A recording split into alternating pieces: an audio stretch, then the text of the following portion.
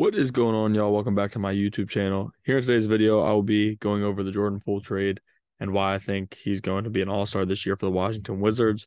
Before I get into the video, as always, if you guys don't mind, please like, comment, and subscribe. Really appreciate you guys. Lately, I've been getting a lot of views and a lot of people commenting on the videos. Really appreciate that as well. I love discussing stuff with you guys in the comments and seeing what your guys' thoughts are. A lot of NBA content coming. We got the free agency coming in the next few days, so that'll bring even more content for me to put out. But now jumping into the Jordan Poole trade itself, the Washington Wizards traded Chris Paul, who they acquired in the Bradley Beal deal, for Jordan Poole, Ryan Rollins, Patrick Baldwin, a 2030 protected first round pick, and a 2027 second round pick. The first round pick is a top 20 protected, so it's obviously not guaranteed, but it was surprising to see the Warriors add all of this in the trade. The Wizards received this for somebody who they were planning on buying out in the future. The 2027 round pick is very high upside, especially with the new Wizards front office and their background and scouting ability. The big piece for the Wizards in this trade, of course, who this video is about, Jordan Poole. Poole is just 24 years old and has major potential that he showed throughout his time with the Warriors.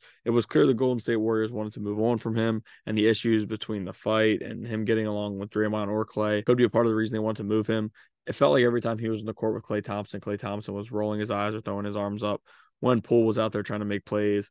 And Poole is kind of an excitement player who has high upside to make a ton of plays, but also can turn the ball over or shoot the ball too much times, which probably annoyed Klay, which is possibly the reason they got him out. I think they want to bring Draymond back, and it's clear that this locker room and Poole, it's hard to tell how much, they get along and stuff. But Poole had some struggles in the 2022-2023 season, and the whole Draymond Green fight could have played a big role in that. It was clear that there was much more going on in the locker room than everybody knew outside of that. But during the regular season, he averaged 20.4 points, and then in the postseason, it dropped down to 10.3 points, and it felt like a breakup was needed if you started watching the playoffs and seeing his struggles, just because it didn't seem like he could flourish with that play style that the Warriors have, where Steph Curry is the guy. Because in the offense, Jordan Poole needs to be the guy. I mean, Poole really has the skill to be a star in the NBA and showed it while on the court in the second rotation with guys like Curry and Thompson sitting on the bench in those times. And even when Curry and Thompson are out with injury or whatever, Poole showed he can score a ton of points and be a star in the NBA, in my opinion.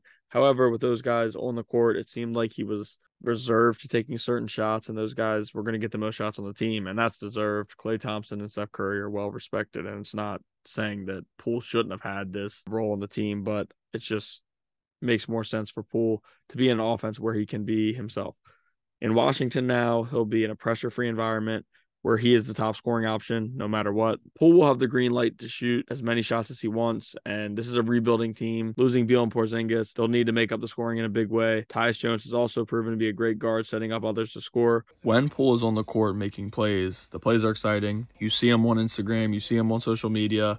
NBA is posting them because the plays that he makes are exciting. So Poole will get the media attention he deserves, even if the Wizards struggle. Poole is a walking highlight tape, and guys love watching guys like him play. And I mean, we've seen other NBA players in the league call out and say, Poole could be a guy who flourishes elsewhere. In the Paul George podcast, we saw Paul George say, when asked which role player he thinks could flourish this season in a different spot, Paul George literally said Jordan Poole, and pretty soonly after that, Poole was traded to the Wizards. So the hype's there. Other NBA players see it. I just think as long as Poole can be the player that we expect him to be, he'll be an all-star this season. Like I said a little earlier, Poole did average 20-plus points per game last season, 20.4 to be exact. And that was with Curry, Thompson, and even Wiggins getting his shots up. The Wizards don't have any scorers like any of those guys. And looking at the Wizards starting lineup right now, Tyus Jones will be at the 1, Jordan Poole will be at the 2, Bilal Coulibaly will be at the 3, Denny Avdia will be at the 4, and Daniel Gafford will be at the 5. Obviously, there could be some changes there and stuff like that.